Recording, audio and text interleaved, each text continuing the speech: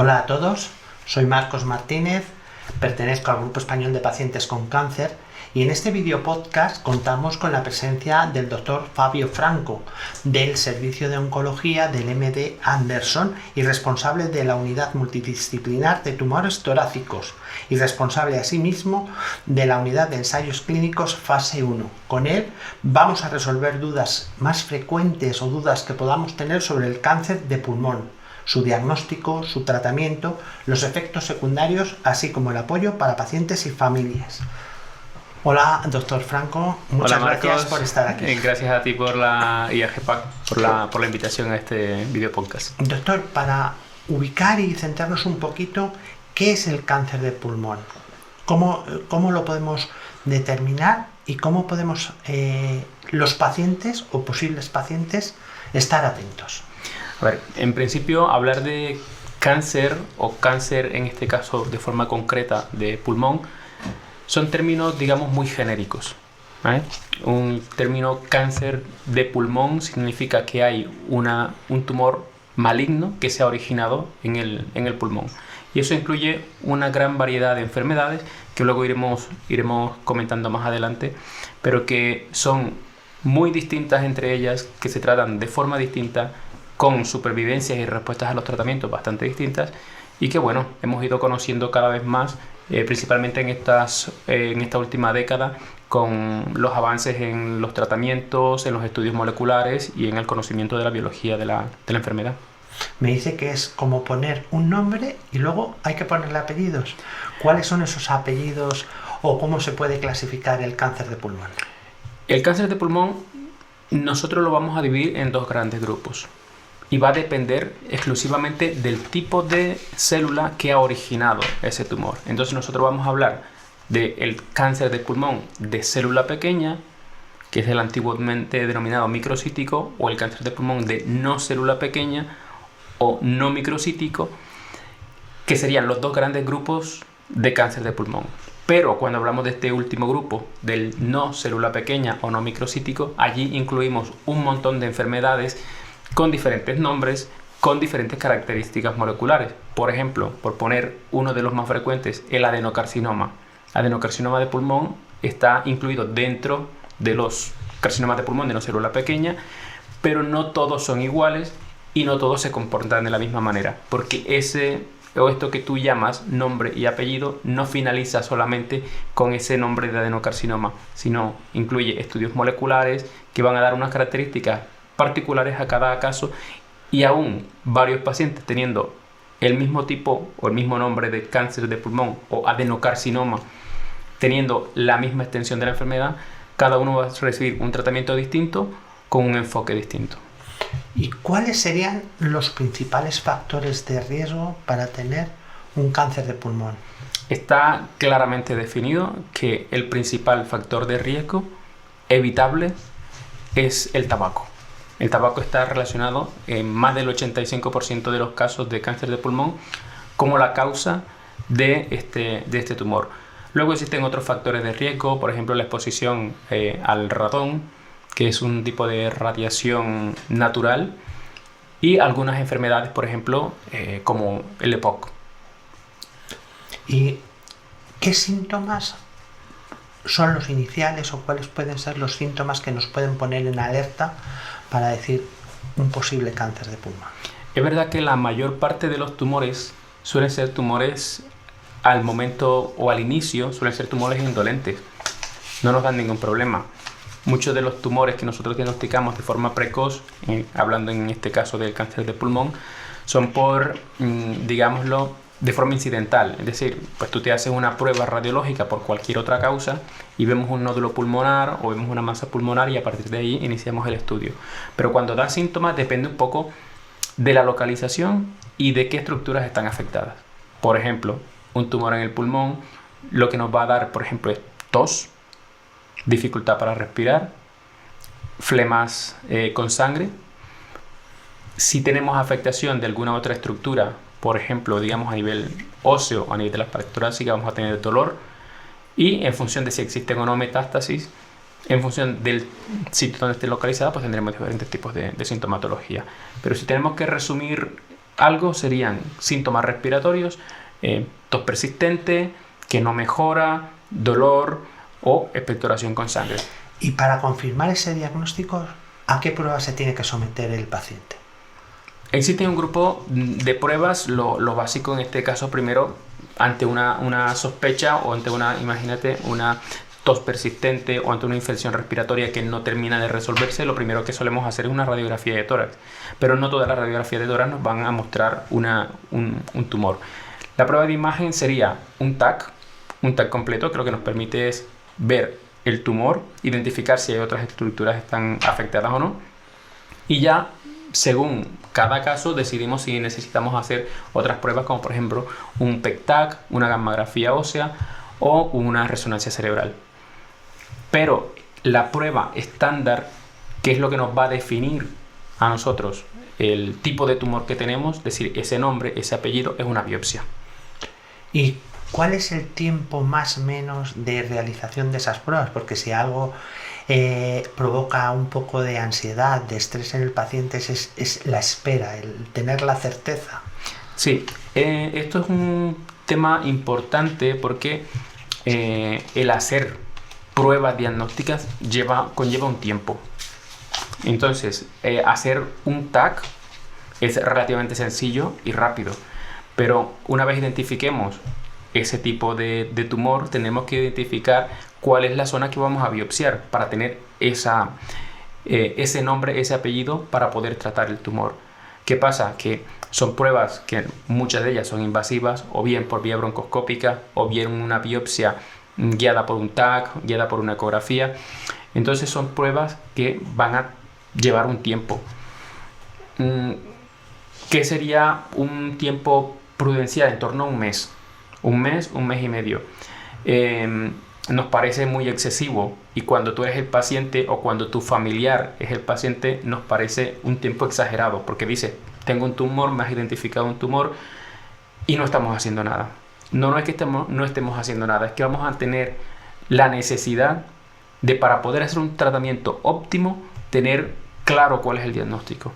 Entonces, a día de hoy ya no nos vale solamente con tener un TAC que nos diga que tengo un tumor, que tengamos una biopsia que nos diga ese tipo de tumor, sino que vamos a necesitar una serie de estudios moleculares.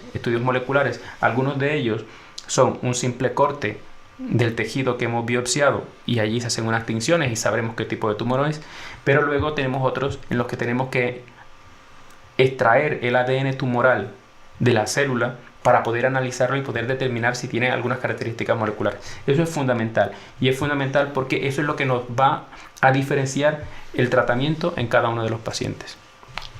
Ya tenemos hecho el diagnóstico, ya le hemos puesto nombres y apellidos al cáncer de pulmón. ¿Y ahora qué? ¿Cuáles son los tratamientos?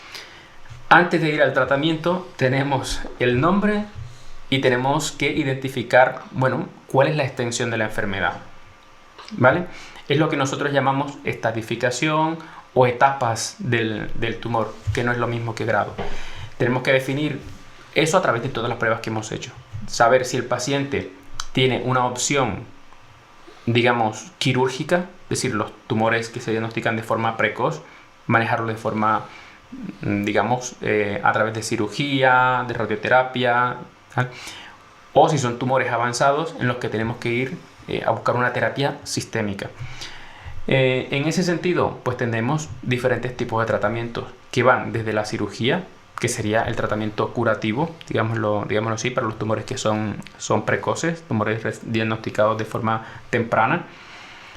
Tenemos luego tratamientos sistémicos que van desde tratamientos de quimioterapia, terapias orales dirigidas, que son para aquellos pacientes que tienen alteraciones moleculares, es decir, son tratamientos que lo que nos permiten es atacar una diana molecular, a tratar una target exclusiva, que es la que está generando ese tumor. Tenemos tratamientos de inmunoterapia, que a día de hoy son parte fundamental del tratamiento del cáncer de pulmón, sea como agente único o sea combinado con quimioterapia. Tenemos los tratamientos de radioterapia, que también son tratamientos oncológicos, y nuevas moléculas que van surgiendo pues cada año con las investigaciones que van surgiendo, pues nuevos fármacos.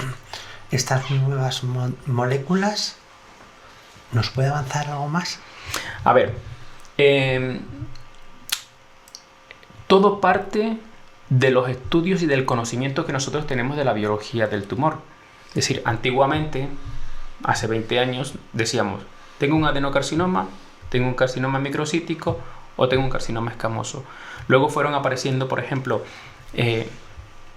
alteraciones concretas que sabíamos que estaban relacionadas con la evolución de la enfermedad. Mutaciones en EGFR, translocaciones en un gen que se llama LK, otro gen que se llama ROS1, entre otros, porque existen muchos más. Ese conocimiento se ha ido ampliando de forma progresiva y se han ido a la par desarrollando moléculas que van dirigidas contra ese tipo de alteraciones. Esto que es lo que nos está permitiendo a nosotros ir reconociendo subgrupos de pacientes que vamos a tratar de forma personalizada y luego identificar posibles mecanismos de resistencia a esos tratamientos para los cuales se están desarrollando nuevos fármacos que, por ejemplo, a día de hoy surgen muchos de ellos que se llaman anticuerpos conjugados. Anticuerpos conjugados que van dirigidos contra una diana específica y que puede ser la consecuencia de esa resistencia a los tratamientos que se van generando a lo largo de la evolución del tumor. Estamos hablando de una medicina de precisión. Estamos hablando de medicina de precisión. Si hay que definir, digámoslo así, dentro de toda la oncología, la medicina de precisión, la oncología de precisión, un tumor que la ejerce es el cáncer de pulmón. Pero esta evolución en los últimos, vamos a decir, 20 años, menos. Se inició hace unos 20 años con la incorporación de tratamientos dirigidos, por ejemplo, contra EGFR o contra ALK, pero el avance ha sido muy significativo y muy veloz en los últimos años. Entonces nosotros tratábamos a los pacientes con enfermedad metastásica con tratamientos dirigidos, ya nos estamos avanzando de esos a los pacientes que están con tumores localizados.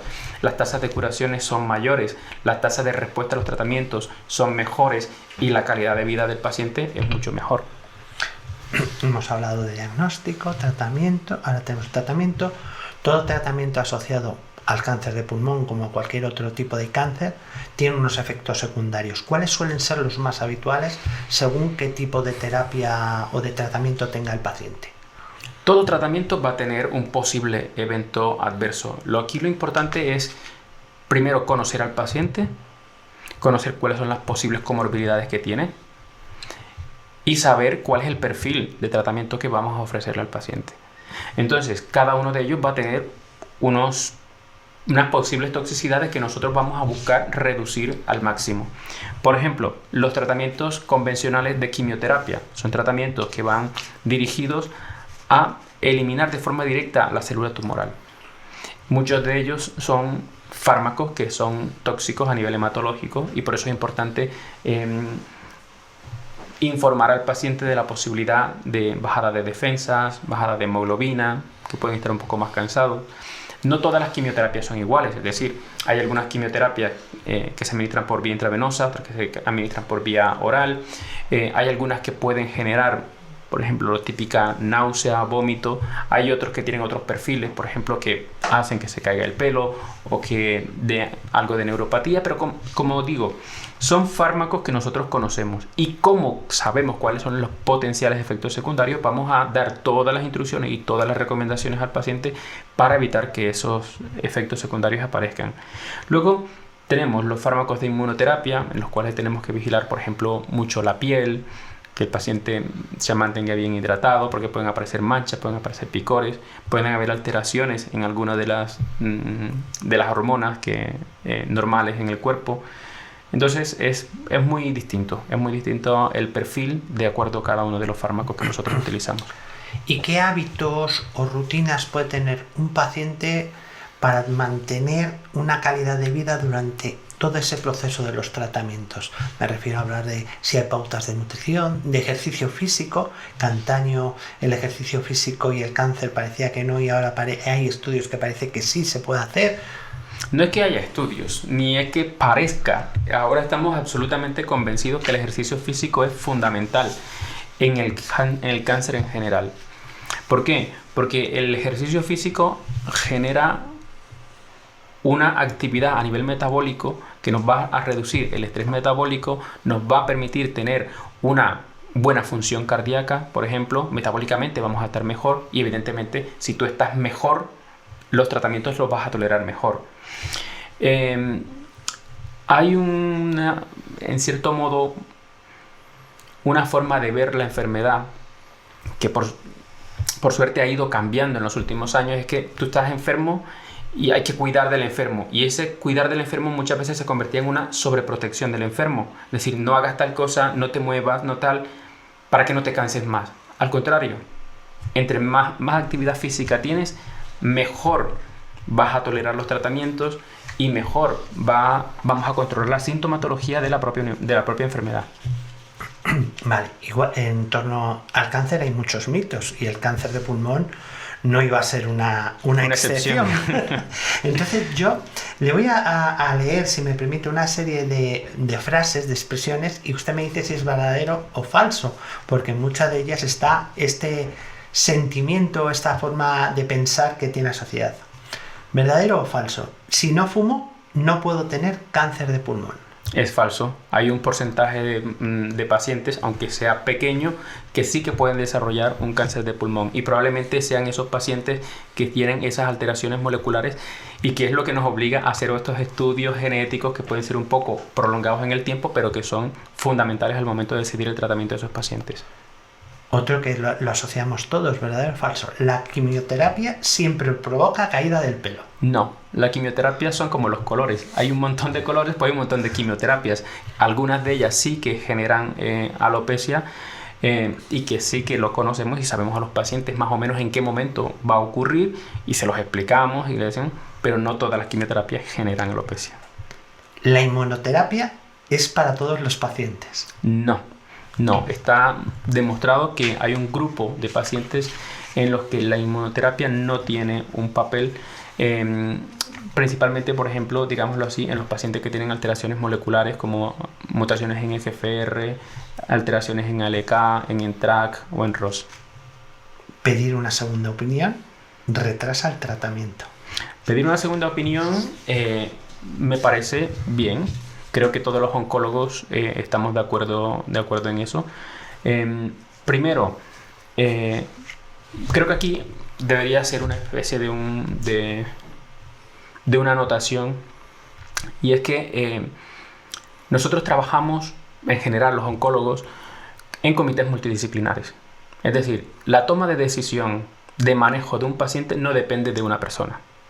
Depende de un grupo de personas que están especializadas en el diagnóstico y en el manejo. Es decir, yo no tomo la decisión de que un paciente va a recibir quimioterapia más inmunoterapia antes de ir a cirugía. Eso es un consenso al cual llegamos entre todos, entre el cirujano, los médicos nucleares, los neumólogos, el oncólogo médico, los cirujanos. Es decir, es una toma de decisión conjunta, y esto es importante porque lo que nos asegura es que el paciente tiene un abordaje multidisciplinar, ¿vale? En ese sentido, una segunda opinión también es el aporte probablemente de otro profesional que o bien va a reforzar lo que estamos decidiendo, o bien le va a presentar alguna otra opción al paciente. Esa segunda opinión, ¿cómo habría que solicitarla para no perder el menor tiempo posible? Bueno, solemos hacerla, o la idea sería ir haciéndolo de forma paralela. Tenemos hoy en día muchas alternativas de tratamiento, pero a veces no hay opción y aparecen en un juego los ensayos clínicos. Vamos a hablar un poquito de ensayos clínicos. ¿Cuándo se debe participar? ¿Por qué? Y una pregunta que preocupa mucho a los pacientes: ¿es seguro participar en los ensayos clínicos? A ver, si partimos del hecho de que a día de hoy tenemos disponibles líneas claras de tratamiento, esas líneas claras de tratamiento son a día de hoy un estándar, porque hace un tiempo otros pacientes participaron en ensayos clínicos que confirmaban que ese tratamiento a día de hoy es un tratamiento que ha demostrado que es eficaz en ese tipo de manejo del paciente. Un ensayo clínico es, en cierto modo, una oportunidad para el paciente de tener una opción más de tratamiento. Algunas de ellas evaluándose de forma precoz. Serían los ensayos clínicos fases 1. Los fases 1 son moléculas nuevas que nosotros hemos testado bien en células, bien en animales. Sabemos que tienen una actividad en determinada línea celular, en determinado tumor, y la ponemos ahora pues en evaluación directamente en pacientes oncológicos. Luego están los ensayos clínicos un poco más avanzados, que son, oye, hemos identificado que esta terapia es segura para los pacientes y que esta terapia puede tener un potencial beneficio, pues ampliamos el número de pacientes a determinado grupo concreto. Y luego ya tenemos los ensayos más avanzados, que son los ensayos fase 3, en los que se compara el estándar con una terapia nueva. Si el paciente siempre va a recibir un tratamiento. En oncología no tenemos ensayos clínicos en los que el paciente reciba placebo exclusivamente, por ejemplo. Entonces, ¿cuándo? Pues allí está el conocimiento del oncólogo. Es decir, quien conoce tu caso es el oncólogo. Entonces, hay que discutirlo con él y se decidirá en qué momento podrías participar en un ensayo clínico, porque a lo mejor puede ser un ensayo clínico fase 3 y recién diagnosticado. Yo puedo participar en un ensayo clínico de esto y beneficiarme de él. O a lo mejor, como has dicho anteriormente, es que hemos gastado las líneas que teníamos disponibles y tenemos que buscar una alternativa más que no tiene una aprobación y que puede ser potencialmente beneficiosa para el paciente. Allí entraría entonces este tipo de ensayos clínicos fases 1, fases 2, etc. Lo he comentado así un poco porque todavía en España la percepción de la importancia de los ensayos o ensayos más tempranos no tenemos todavía esa mentalidad y muchas veces se ve como la última opción de tratamiento. Claro, no es... como te digo, hay que encajarlo todo en cada momento. Muchos pacientes incluso te dicen de entrada, yo quiero participar en un ensayo clínico. Digo, a lo mejor no es en el momento.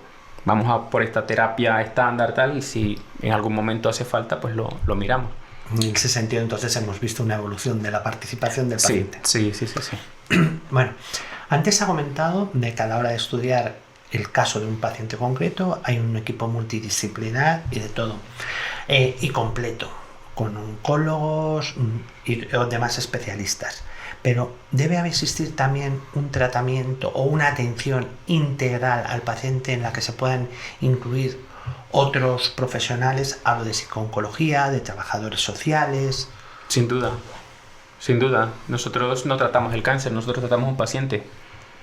Por eso es fundamental el tema del ejercicio, por eso es fundamental el tema de la nutrición, por eso es fundamental la calidad de vida del paciente. Entonces, nosotros es verdad que como un comité multidisciplinar nos enfocamos en la parte de control de la enfermedad, pero no quiere decir que tenga menos importancia la psico-oncología. La psico-oncología enfocada al paciente y a los familiares también, o el ejercicio físico o la nutrición, es decir, es un enfoque integral del paciente. Y conociendo cómo conoce el Sistema Nacional y la sociedad española en ese trabajo o atención 360 a los pacientes, ¿qué papel pueden jugar asociaciones como por ejemplo GEPAC? Yo creo que un papel muy importante, porque no es de desconocimiento de que el sistema es un sistema complejo, que no tiene todo el apoyo, digamos así, o la inversión que requiere. Entonces es muy limitado el acceso, por ejemplo, de un paciente oncológico a un psicooncólogo o a un nutricionista. Entonces, ¿qué sería ideal? Que a ti te valore el comité multidisciplinar, decida tu tratamiento, te lo plantee y que tengas el apoyo del psicooncólogo, ¿verdad? O que tengas el apoyo de un equipo que pueda adaptar las necesidades de ejercicio físico a tu caso. Es que un cáncer no es tema de comparar, ¿vale? Pero no es lo mismo tener un tumor localizado, digamos, en la mama, o tener un tumor, un melanoma cutáneo localizado tal. No estoy comparando, simplemente estoy poniendo diferentes tipos a tener un tumor en el pulmón que te genera dificultad para respirar, ¿vale? O tener un una metástasis en el hueso. Es decir, los tres necesitamos ejercicio físico, los tres necesitamos tener una actividad, pero a lo mejor yo necesito tener un enfoque distinto porque es que mi dolor en la costilla o mi dolor en la pelvis no me permite hacer el ejercicio físico. Entonces, es fundamental que nos sigáis apoyando porque es un enfoque extra que debería estar incluido en nuestros sistemas, pero que por desgracia no lo está de forma, digamos, reglada. La verdad que el tiempo se ha ido consumiendo y se me ha pasado más rápido de lo que pensaba. Así que para el cierre, doctor, sí, ¿cuáles serían sus 3 mensajes claves para un paciente que acaba de ser diagnosticado? Lo principal, confianza en el equipo médico. Aunque tardemos estos tiempos en llegar a un diagnóstico, el diagnóstico tiene que ser preciso para poder tomar una decisión de tratamiento adecuada y enfocada a ti como paciente. Apoyar la investigación, ya sea desde fuera o bien participando en los ensayos clínicos. Y el tema de calidad de vida, que es fundamental. Eso es, creo que, imprescindible en el avance del paciente, tanto en el tratamiento como en su vida normal. En una de estas cosas no estaba previsto, pero me ha surgido datos, información. ¿Es el futuro la inteligencia artificial para mejorar diagnósticos, saber mejores tratamientos? Y si los pacientes tenemos nuestros datos para ese tipo de investigación. La inteligencia artificial es una herramienta que nos está ayudando en todo. Lo que hay que saber utilizarla. Hay muchos estudios en marcha que buscan optimizar el diagnóstico y el manejo del paciente a través de la inteligencia artificial, integrando muchísimas áreas del paciente. Es decir, una parte es el área clínica, que es lo que nosotros como médicos manejamos. Luego está el área de imágenes. Al final las imágenes son ricas en información, pero las está viendo una única persona. Luego tenemos la parte, como hemos dicho, de anatomía patológica, de estudios genómicos. Lo que hay que intentar es integrar todo eso, que nosotros lo hacemos en la práctica clínica, pero con limitaciones, somos personas. La inteligencia artificial a lo mejor lo que nos permite es ver cosas que nosotros no estamos viendo, desarrollar patrones, desarrollar algoritmos que nos permitan a nosotros enfocar mejor al paciente, identificar mejores poblaciones de pacientes y optimizar los tratamientos y los manejos. Pues hemos llegado a su fin. Agradecerle, doctor Franco, que haya compartido este rato con todos los pacientes que están al otro lado y con todas las personas que están interesadas en el cáncer de pulmón, y a todos los que estáis detrás. Espero que os haya sido útil esta información y que saquemos las mejores conclusiones de ellas, e invitaros a que nos sigáis en nuestro próximo video podcast. Muchas gracias a ti por la invitación. Muchas gracias. The shadows stretch, they hold me tight, but I'm still breathing, chasing light. Through the cracks the dawn will